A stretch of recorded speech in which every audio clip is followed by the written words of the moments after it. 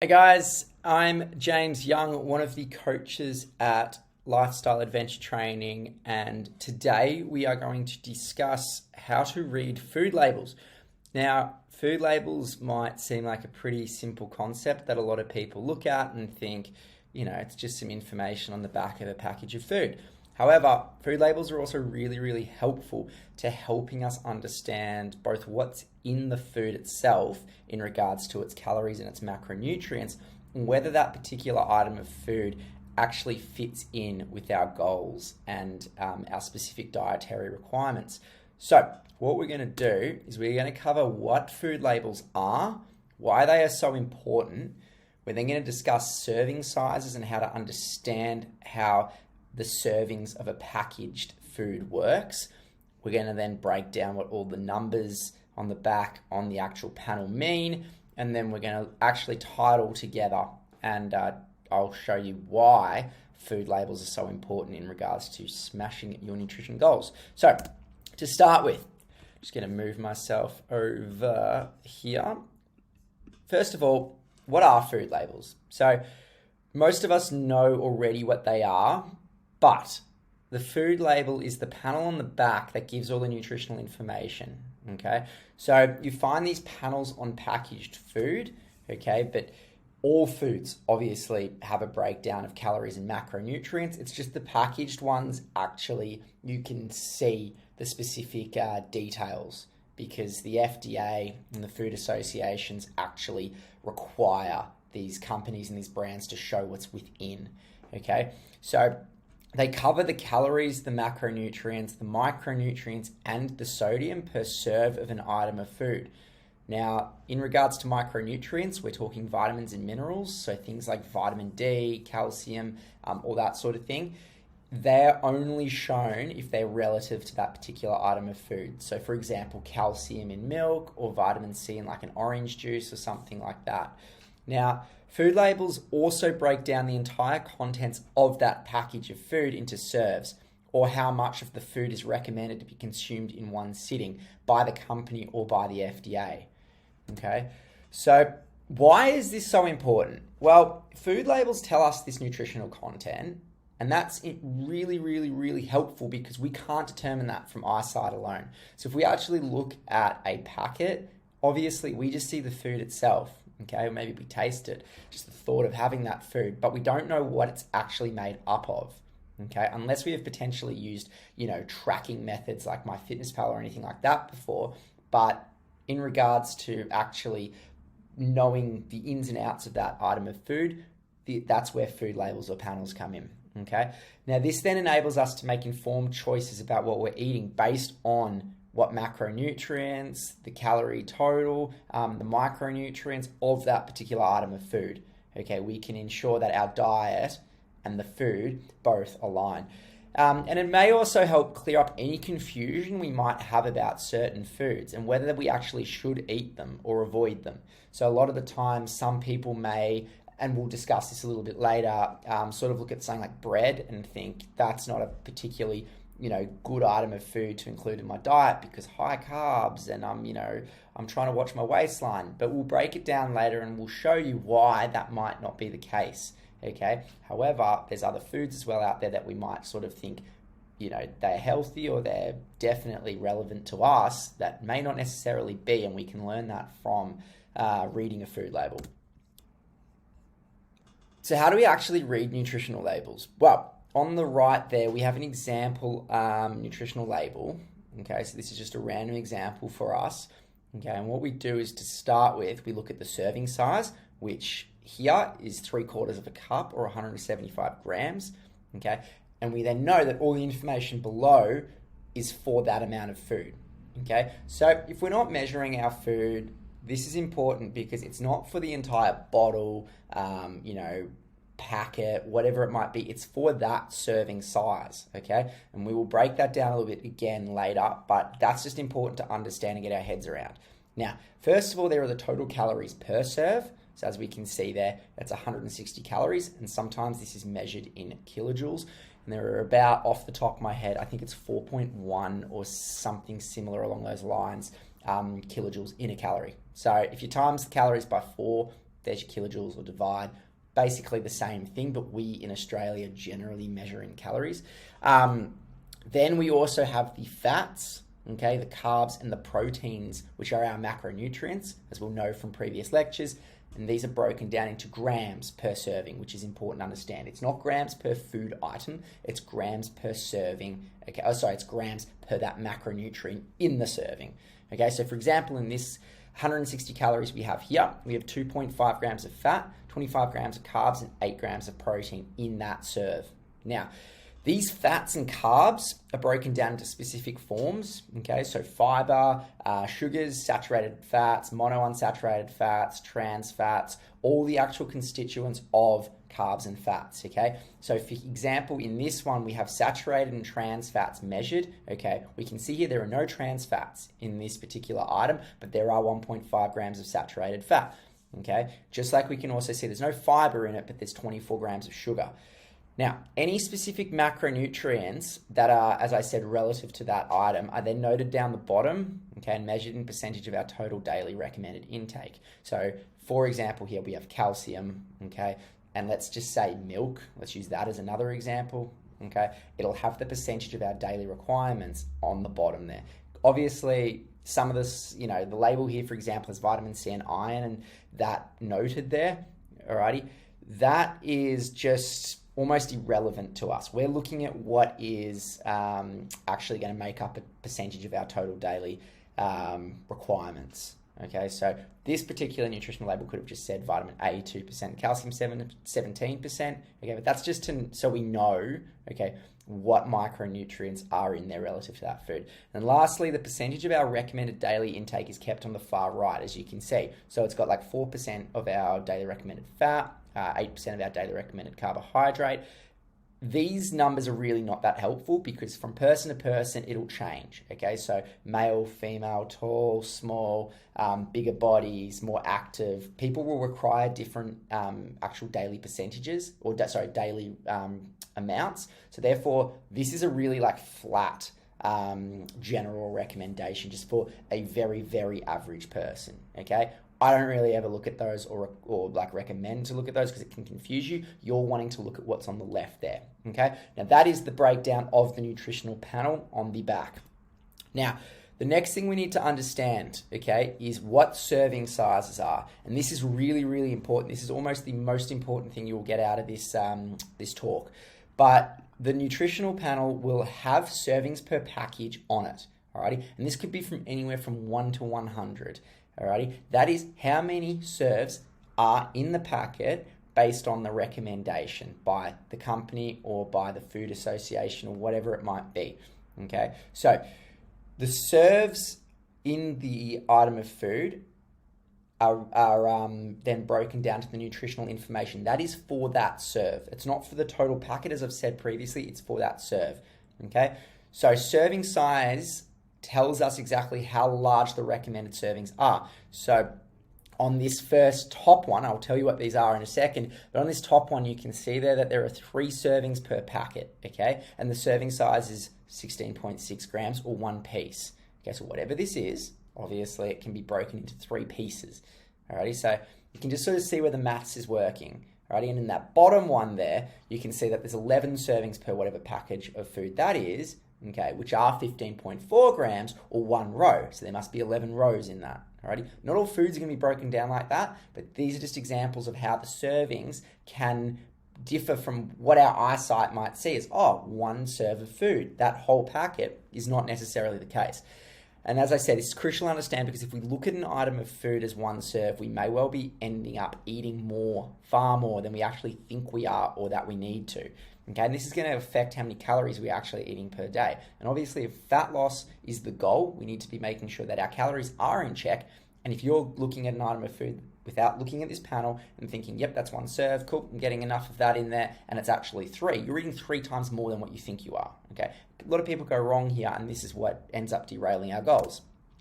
Now, these are Kit Kats, different Kit Kat examples. So the top one is actually a regular Kit Kat, and the bottom one is the Kit Kat chocolate block. Okay, but you can see how it's still chocolate, but it's served differently. Okay, so roughly the same. They are roughly the same, but served slightly differently. Okay. Many would see a Kit Kat as one serve. So if you look at a Kit Kat and you go, yep, that's one serve, well, you're actually eating 3 serves. So that nutritional information on the back isn't for that whole Kit Kat, it's for one of the rows of the Kit Kat. Alrighty, and I'm using this as an example because you can visualize that. You can visualize blocks of chocolate, okay, a lot easier than a lot of other foods, but that's why it's really important to understand this. And if we want to eat a Kit Kat and we're looking at it, we're like, oh wow, it's only 360 kilojoules, which is roughly somewhere around about 90 calories, you know, you might be like, great, cool, 90 calories for a Kit Kat. Well, it's not the case. It's actually about 250 to 300 calories. And this is one of the most common mistakes that people make when they read nutritional labels. They focus on the numbers next to energy, protein, macronutrients, but they don't look at the serving size, which is really key. Now, here are a couple examples of other nutritional labels. The first of which I've got Helga's sourdough. Now, a lot of us eat bread, okay? If we look at the back of the package here, the servings per pack are 9, alrighty? 16 slices and 2 crusts, alrighty? So the serving size on average is about 72 grams, which is 2 slices, okay? So if we look at the bottom there, that bottom panel, and we know the serving size is 72 grams, which is 1 slice, well, half of whatever's on there must be 1 slice, okay? So it's just very simple maths. We can sort of look at that then and go, okay, per slice of bread, there are 90 calories, there are 3.3 grams of protein per slice, and there are 15 grams of carbs per slice, okay? No one would do this, but maybe someone looks at that panel and goes, oh, 30 grams in the whole package. A lot of people do miss the servings, okay? That's an extreme example, but it does happen, and I have seen it happen a lot throughout my travels. Now, it's important when we look at these numbers to then break it down, okay? Do those numbers per slice of bread actually align with your goals or your specific nutritional targets, okay? If they do, well, then maybe bread is fantastic as an option for you, okay?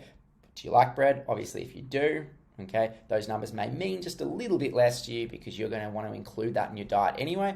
And also, does bread actually provide an easier option for breakfast, lunch, or dinner, such as sandwiches or toast on the go?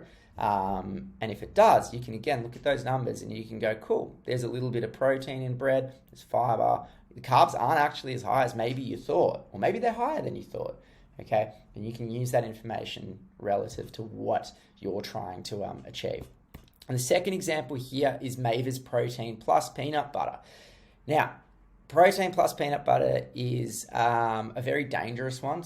Peanut butter in general is a very dangerous one because a lot of people sort of stick the tablespoon in and off they go, okay? Now, it says 1 tablespoon there, but I don't think anyone really, truly ever measures these things out correctly because a tablespoon for me may differ from a tablespoon from someone else, you know, just because is it a flat tablespoon? Is it a heaping tablespoon that you're using? It's the 20 grams that we want to look at, okay? So it's important to understand that 20 grams servings are less than you think of things like spreads, peanut butters, all that sort of thing, okay? So when we break that down and then we look at the numbers, if you're having more than that, okay, we're looking at 470 kilojoules there per serve, which again is about 110, 12 calories, okay? If you're then having that whole, spoon, is it really 20 grams or is it more than that? And therefore it's far more than that 470 kilojoules, okay? We then look at the protein per serve.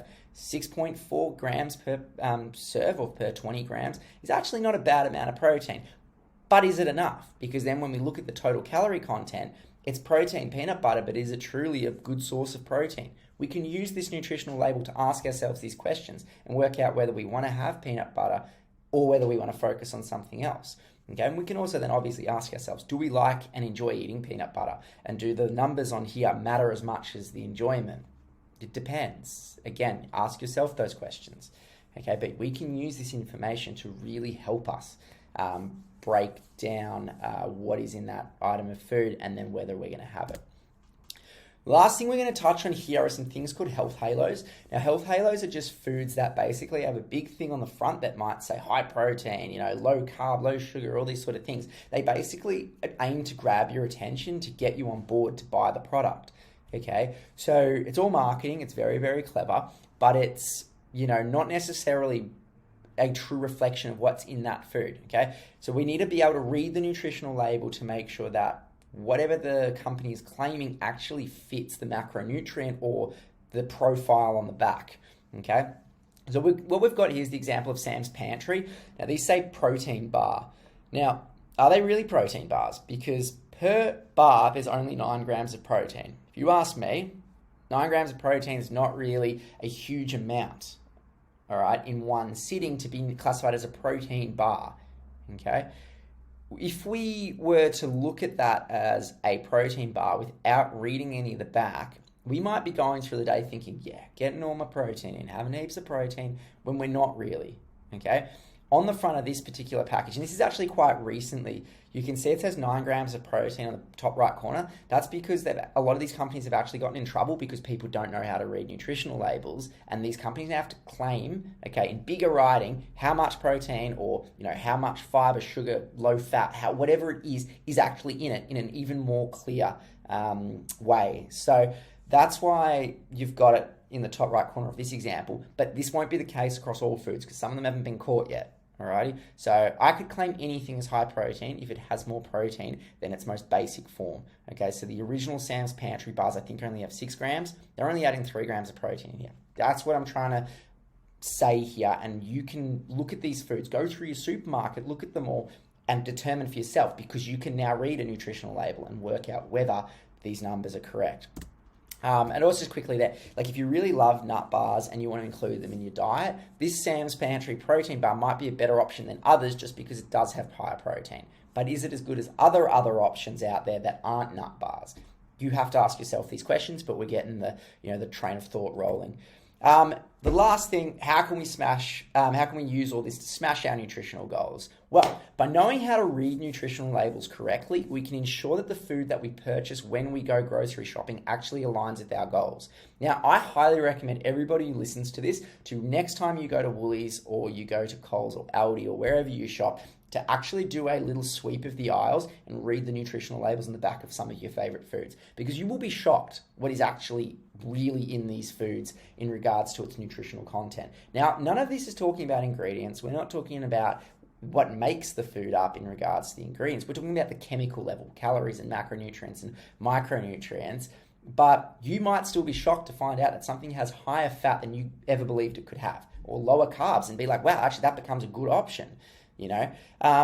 And then we can also pick and choose which brands or types of food are best for us. So for example, rye bread or sourdough, both have different nutritional content. And if you can read the label, you can see it in front of you, which one might be better for you, okay? Preference takes part, but it might be easier to make an educated decision on which one you're gonna buy and you're gonna put on your plate, okay? And some brands as well, different brands of popcorn, okay, is another example. I'm using all packaged foods, okay? We're not necessarily talking about the freshest fruit and veg because they don't have nutritional labels. We're talking packaged here, but some things such as different popcorns or even different meats in the meat section where they have, nutritional labels on the package there, you might find that, wow, okay, actually, this popcorn's better than this one. They both say sea salt, but they're different brands. You might look at it and be like, wow, turkey breast is actually heaps leaner than turkey thigh, which is the case, but you can see that now. And then there's going to be no more guessing about what actually might be high protein or low carb or low calorie, okay, just because the front of the package says so. Alrighty, we can make an informed decision on whether its contents are actually suitable for us.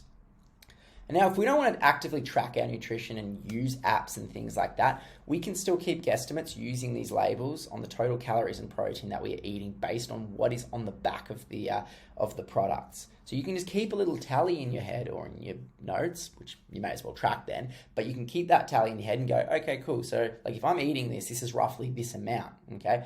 All by knowing what is on the back and what is on that nutritional label. So hopefully that helps you guys understand why they're so important and why you should know about them. One of the first things I ever do when I go and buy something new is I always flip it over, look at the back and make an informed decision on whether I'm going to put that in my shopping cart, whether that's better than what else I'm buying or, other options out there. And you guys will be able to do the same. And I definitely recommend going and playing around with it, asking any questions you might have. And that's practically it for today. So thanks very much for joining us here. I'm James Young, as always, and we will look forward to seeing you on the next talk.